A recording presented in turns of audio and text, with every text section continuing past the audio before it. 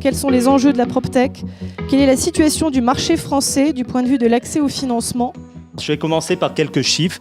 3 milliards de dollars ont été levés sur le secteur de la PropTech au niveau mondial en 2016, près de 12 milliards en 2017 et on attend 20 milliards de dollars en 2020.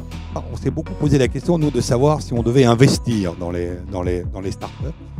Et en fait, après avoir pas mal discuté avec celles qu'on rencontrait, on s'est aperçu que finalement, ce n'était pas leurs besoins prioritaires, que finalement, des fonds propres, c'était plus facile à trouver que des clients. Je me suis dit, le problème de la planète, c'est le réchauffement climatique. Le problème du réchauffement climatique, c'est les émissions de carbone.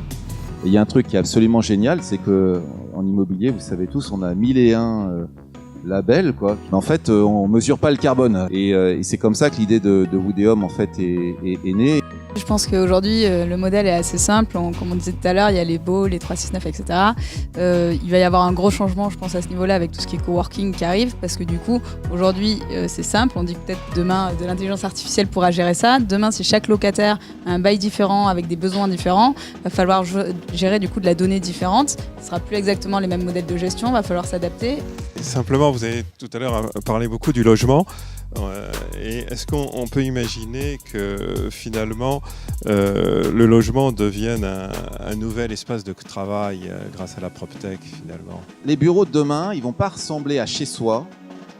Le vrai modèle, c'est un modèle hôtelier, en fait. Ce soir, on a la chance de présenter devant vous trois jeunes lauréats qui ont reçu leur chèque de 100 000 € tout à l'heure. Merci beaucoup. Voilà, je voudrais vous remercier, Olivier, Guillaume et Chloé, d'être venus. Et merci Régis.